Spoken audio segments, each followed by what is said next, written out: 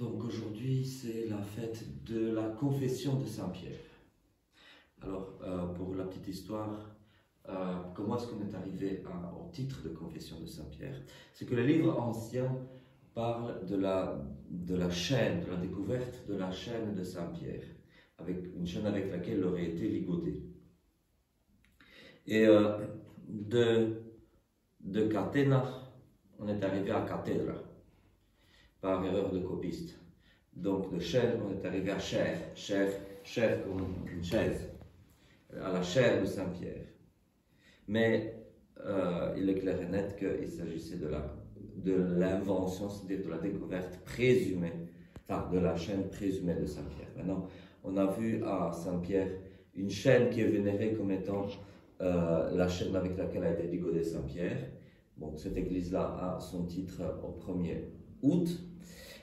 Mais quand j'ai regardé moi-même cette chaîne en tant que fils d'agriculteur, je me suis dit, mais si tu lis un veau avec cette chaîne, le veau, ça va se délier. Donc, c'est une chaîne qui n'a aucune force. Donc, même un chien s'échapperait d'une chaîne comme ça. Mais bon, peu importe que ce soit la chaîne réelle avec Saint-Pierre a été liée ou une chaîne présumée avec laquelle Saint-Pierre a été lié, c'est l'intention qui compte, j'ai envie de dire. Bon, donc, d'une fête de la découverte de la chaîne de Saint-Pierre, on est arrivé à une fête de la chair de Saint-Pierre, c'est-à-dire du siège de Saint-Pierre. Et ça a été transformé en fête de la conversion de Saint-Pierre, puisqu'on lit le récit, la confession de Saint-Pierre, puisqu'on lit le récit de la confession de Saint-Pierre quand il a confessé que Jésus était le Messie. Alors, Jésus dit, tu es Pierre, sur cette pierre je bâtirai mon église, oui, très bien, et je te donnerai les clés du royaume des cieux. Ce que tu liras sur la terre sera lié dans les cieux, ce que tu délieras sur la terre sera délié dans les cieux. Et puis il lui dit,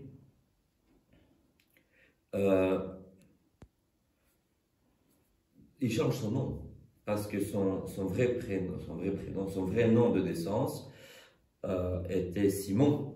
Et Jésus l'appelle Pierre, il lui change le prénom pour bien montrer à tout le monde que c'est lui la pierre de la foi. Et ça arrive avec beaucoup de personnages dans la Bible, même des apôtres, c'est pas leur nom réel, mais c'est le sobriquet qui devient leur nom, comme Thomas. Bon, ça c'est une autre histoire, je parlerai ça à l'une des fêtes de Saint Thomas, mais ici on parle de Pierre. Donc Pierre est réellement le prince des apôtres, le coryphée des apôtres. Le problème, c'est que les apologistes vaticanistes vont dire, chaque fois qu'on leur demande, ils vont justifier la papauté par ce passage, tu es Pierre et sur cette pierre, j'édifierai mon église. Ils font vite le rapport entre tu es Pierre et le pape. Mais le Jésus ne dit pas, tu es Pierre et sur le pape de Rome, j'édifierai mon église. Jésus ne dit pas ça. Non. Parce que le successeur de Pierre, c'est tout évêque. Comme je l'ai déjà dit, je le répète, saint Ignace qui dit, là où est l'évêque, là est l'église. Et que l'évêque tient la place de Dieu dans l'assemblée. L'évêque tient la place de Jésus-Christ dans l'assemblée. L'évêque est celui qui succède à Pierre. Parce que Pierre, dans le collège des apôtres, tenait la place de Jésus après l'ascension de Jésus. Tout évêque est le successeur de Pierre. Autrement, le christianisme ne serait pas ce qu'il est. Bon, alors, autre chose. Du même coup, je vais m'attaquer à une autre fable. Parce que nous sommes ici pour prendre la parole de Dieu et avec la parole de Dieu, avec l'épée qui est la parole de Dieu, attaquer les fables qui nuisent à la foi chrétienne.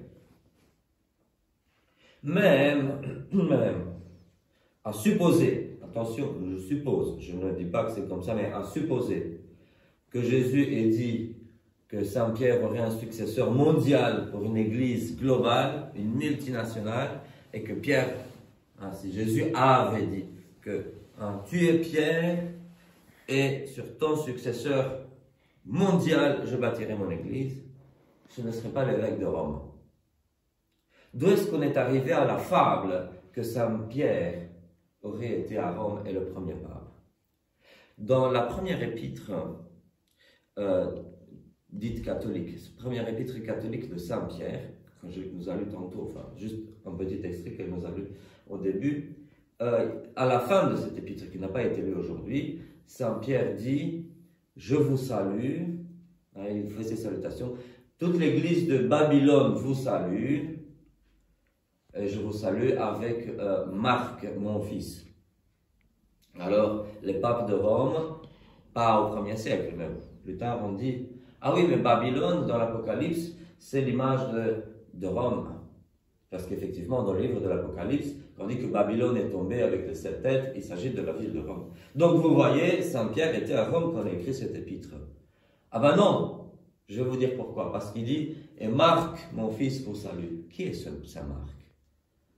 Saint Marc, l'évangéliste Saint Marc. Et l'évangéliste Saint Marc, disciple de Pierre, a été le premier évêque de Alexandrie. Donc Saint Marc n'a historiquement jamais mis les pieds à Rome.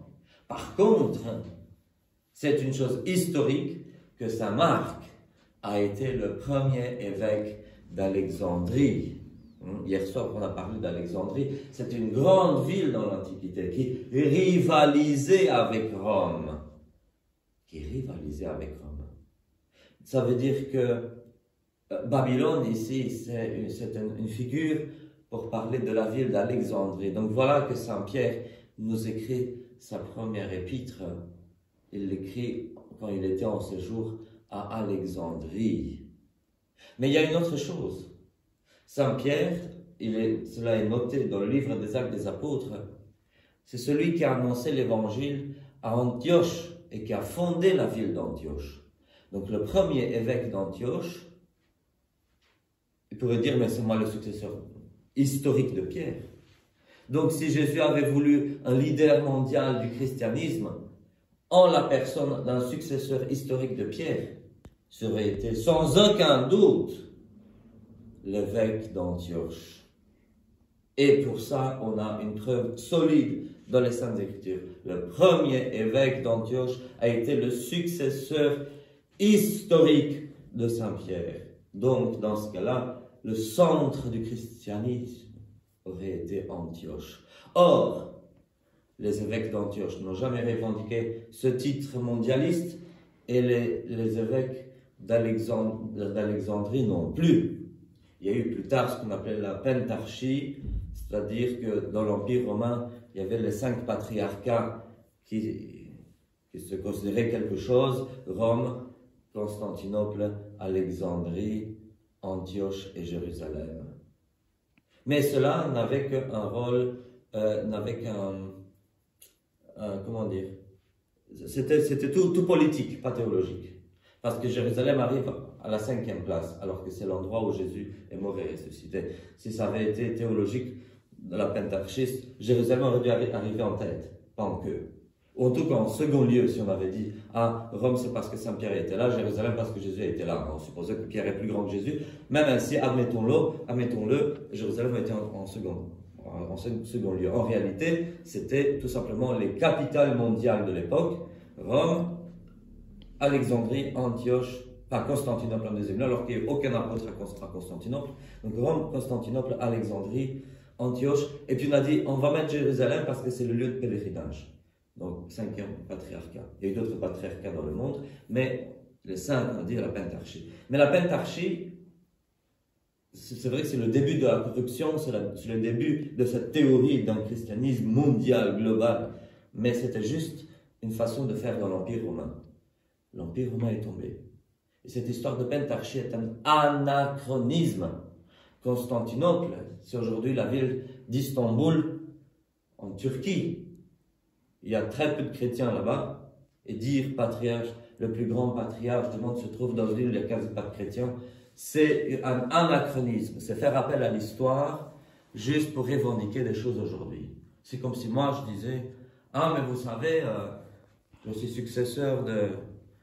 j'ai des ancêtres romains, ben je vais revendiquer la citadelle de Namur parce que j'ai un ancêtre lointain qui qui a été romain et qui a été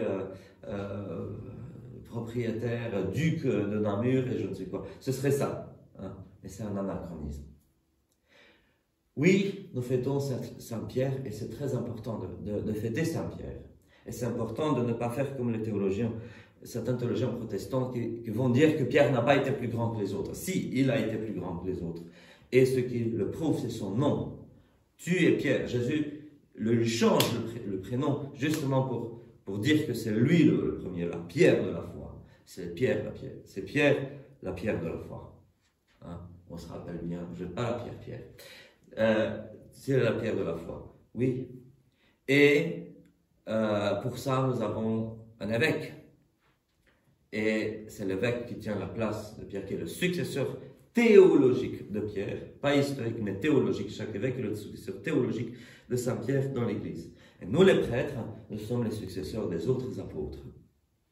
Et même à travers nos évêques, nous prêtres, nous succédons à Saint-Pierre. Il y a une prière d'Absout, l'une des prières d'Absout du défunt, où le prêtre prie en disant « Seigneur Jésus-Christ qui a donné à Pierre les clés du royaume des cieux et nous a rendus, nous aussi, participants de cette grâce des clés, de ce pouvoir des clés. » Donc nous aussi, prêtres, à travers nos évêques, comme délégués de nos évêques, nous sommes aussi les dépositaires de ce pouvoir des clés qui est celui de faire et défaire dans l'Église. Amen.